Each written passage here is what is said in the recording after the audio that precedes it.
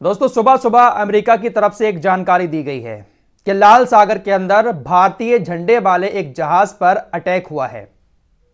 यह जहाज तेल लेकर आ रहा था।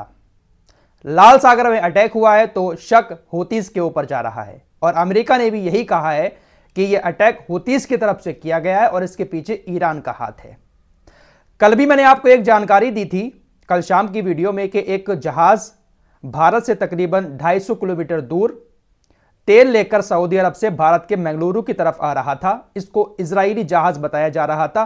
इस पर भी एक ड्रोन अटैक हुआ, जिसके बाद इजरायली मीडिया की तरफ से सबसे पहले दावा किया गया कि यह ड्रोन अटैक ईरान की तरफ से हुआ है। कुछ ही देर के बाद अमेरिका की पेंटागन एजेंसी ने भी यही बात कही कि यह ड्रोन अटैक जो भारत के करीब हुआ था एक जहाज पर, यह ईरान ने करा था। यह ड्रोन ईरान की तरफ से आया था। तो क्या वाकई में इन हमलों के पीछे ईरान का हाथ है या फिर इसमें कोई अमेरिका का प्रोपेगेंडा है? आइए सारी चीजें आपको बताने की कोशिश करते हैं। इन खबरों का सच क्या है सारा निचोड़ निकालकर आपके सामने लेकर आया हूं। चैनल पर पहली बार आए हैं सब्सक्राइब कर सकते हैं, क्योंकि यहां पर खबरों के साथ साथ भरोसा भी दिलाया जाता है। दोस्तों कल शाम जो मैंने आपको खबर बताई थी उसमें हमारी मीडिया की तरफ से और कुछ जो शुरुआती जांच के बाद जानकारी आई थी उसमें यह बताया गया था कि यह जहाज जो है वो इजराइल का था और भारत के मंगलुरु बंदरगाह पर सऊदी अरब से तेल लेकर आ रहा था। लेकिन अब जो बात सामने आ रही है उसके मुताबिक ये जहाज जापान का था और इस पर लाइबेरिया का झंडा लगा हुआ था। लाइबेरिया के फ्लैग से इस जहाज को ऑपरेट किया जा रहा था। जिस वक्त इस जहाज पर ड्रोन अटैक हुआ उस वक्त यह जहाज भारत के पोरबंदर से 400 किलोमीटर दूर था। कल जब शुरुआती जांच के बाद जब हमला हुआ था तो हमारी मीडिया की तरफ से भी यह बताया गया था कि यह हमला 200 किलोमीटर दूर हुआ है और यह इंडियन ओशियन में ही हुआ है।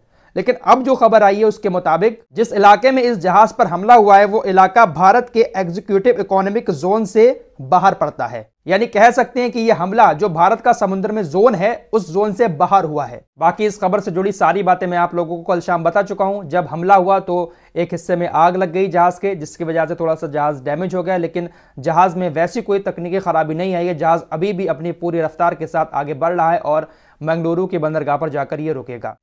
अमेरिका की पेंटागन एजेंसी ने कहा कि यह हमला ईरान की तरफ से किया गया है। यह ड्रोन ईरान की तरफ से आया है, जबकि ईरान ने अमेरिका के इन दावों को पूरी तरह से खारिज कर दिया है। ईरान के deputy foreign minister Ali Bagheri ने कहा कि देखिए भाई, आप हमारे ऊपर इल्जाम लगाना बंद करिए कि यह ड्रोन ईरान की तरफ से आया था। हूतीस के पास अपने खुद के हथियार हैं। अगर आपका शक हूतीस के ऊपर जा रहा है तो उनके पास तो हथियार अपने खुद हैं, इसमें हमारा कोई लेना देना नहीं है। आप हमारे ऊपर इल्जाम लगाना बंद करिए। ईरान ने अमेरिका के इस दावे का साफ खंडन कर दिया कि हमने कोई हमला इस जहाज पर नहीं किया है। वहीं दोस्तों सुबह सुबह एक और जानकारी पेंटागन की तरफ से दी गई है कि लाल सागर के अंदर भी भारतीय झंडे वाले एक जहाज पर हमला किया गया है। दरअसल यह दावा भी अमेरिका की मिलिट्री की तरफ से किया गया कि रात तकरीबन 10:30 बजे के करीब हूती विद्रोहियों ने लाल सागर में भारत के झंडे वाले बेगन के एक oil tanker MV Sai Baba पर भी ड्रोन से हमला किया है। लेकिन आगे क्या हुआ, इस पर भारत का क्या कहना है? मेरे दोस्तों, भारत ने इस बात से साफ इनकार कर दिया है।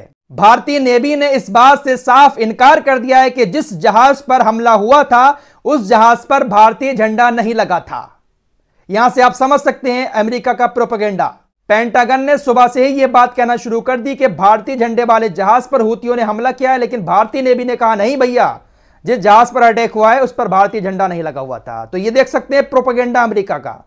अमेरिका ईरान और भारत के बीच तनाव पैदा करवाना चाहता है। अमेरिका की एजेंसी ने यह भी कहा कि जिस वक्त इस जहाज पर हमला हुआ उस वक्त यह जहाज हमारे कांटेक्ट में था और हमें इसने सिग्नल भेजा कि हमारे ऊपर हमला हो रहा है। यह अटैक यमन के सलीफ बंदरगाह से करीब 45 समुद्री मील दक्षिण पश्चिम में बाबल मंडप के स्ट्रेट पर हुआ। तो आप देख सकते हैं कि अमेरिका किस तरह का प्रोपेगेंडा चला रहा है। जब सारे देशों ने साथ छोड़ दिया है अमेरिका का, तो अमेरिका भारत को अपने साथ जोड़ने के लिए इस तरह का प्रोपेगेंडा चला रहा है। भारतीय नेवी ने साफ इनकार कर दिया कि इस जहाज पर हमारा कोई झंडा लगा हुआ नहीं था। दोस्तों भारतीय मीडिया अभी भी लगातार इस खबर को दिखा रहा है कि भारतीय झंडे वाले जहाज पर हूतियों ने अटैक किया है, जबकि जो खबर मैं आपको बता रहा हूं कि हमारी नेवी ने कह दिया कि हमारा झंडा नहीं लगा था, यह दैनिक भास्कर की रिपोर्ट है। ये कोई मेरे अपने शब्द नहीं है। दैनिक भास्कर ने भारतीय नेवी के हवाले से यह रिपोर्ट छापी है जो आपकी स्क्रीन पर मैं दिखा रहा हूं। बाकी हमारे देश की और जो बड़ी बड़ी मीडिया एजेंसीज हैं तो वो अभी भी अमेरिका की बात पर यह कह रही हैं कि भारतीय झंडे वाले जहाज पर अटैक हुआ है। दोस्तों, अमेरिका का जब से गठबंधन बिखरना शुरू हुआ है तब से अमेरिका और इजराइल बौखला गए हैं। अमेरिका को ऐसा लग रहा था कि मैं सबका बाप हूं और सब देशों को इकट्ठा करके अपनी फौज उतार दूंगा, लेकिन सारे देश एक एक करके अलग होते चले जा रहे हैं। कितने देश अलग हो चुके हैं वो आपको बता चुका हूं। अब एक और खबर आ रही है कि नीदरलैंड, नॉर्वे और डेनमार्क, इन्होंने भी अपने नाम वापस ले लिए हैं। इनसे भी कहा था अमेरिका ने कि आप भी आ जाओ, लेकिन अब ये देश भी अपना युद्धपोत लेकर समुद्र में नहीं उतरेंगे। तो इसीलिए अमेरिका एक नया प्रोपेगेंडा चला रहा है। हो सकता है कि ये ड्रोन अटैक अमेरिका ने खुद किए हो और नाम इसका हूतीज और ईरान के ऊपर लगा रहा हो, ताकि भारत और ईरान के बीच थोड़ी सी कड़वाहट पैदा हो, क्योंकि भारत और ईरान के रिश्ते काफी अच्छे हैं। तो हो सकता है कि रिश्तों को बिगाड़ने के लिए इस तरह की चाल चल रहा हो अमेरिका, क्योंकि हूतीज इस बात को साफ कह चुके हैं कि हम सिर्फ और सिर्फ इजराइल के जहाज को टारगेट करेंगे, साथ ही साथ जो देश खुलकर इजराइल के सपोर्ट में है उनके जहाजों को टारगेट करेंगे। भारत हमारा खुलकर इजराइल के सपोर्ट में नहीं है। भारत हमेशा फिलिस्तीन के सपोर्ट में रहा है और ईरान से भी भारत के बहुत अच्छे रिश्ते हैं। तो यह पॉसिबल हो ही नहीं सकता कि ईरान भारत के टैंक पर इस तरह से अटैक करवा दे। दोस्तों, अमेरिका की एजेंसी पेंटागन और इजरायली मीडिया ने यह तक बता दिया कि जिस ड्रोन से हमला किया था वो ड्रोन ईरान का शहीद 136 ड्रोन था और यह आत्मघाती ड्रोन है। इजरायली मीडिया ने कुछ ही घंटों के बाद इस बात का भी पता निकाल लिया। तो आप इससे एक बात समझ सकते हैं कि ये लोग कितना ज्यादा प्रोपेगेंडा दुनिया में फैलाते हैं खुफिया एजेंसी के नाम पर। किसी भी देश को अगर टारगेट करना होता है तो ये एक ऐसी रिपोर्ट निकाल देते हैं कि हमारी खुफिया एजेंसी ने एक ऐसी रिपोर्ट निकाली है इस देश के लिए। तो ये अमेरिका के अंदर जो संस्थाएं हैं और ये जो बड़ी बड़ी पेंटागन और जैसी मोसाद जैसी कंपनियां हैं, ये एक प्रोपेगेंडा दुनिया में बहुत बड़े लेवल का फैला रही हैं और इसी प्रोपेगेंडा को फैलाकर उन्होंने अपना एक भौकाल बना लिया है। वहीं दोस्तों, ईरान के सर्वोच्च नेता की तरफ से कल काफी बड़े हमले अपनी बातों के जरिए इजराइल के ऊपर किए गए हैं। उन्होंने कह दिया कि एक ना एक दिन ज़ायोनी शासन पूरी तरह से गायब हो जाएगा, इसमें कोई भी संदेह नहीं है।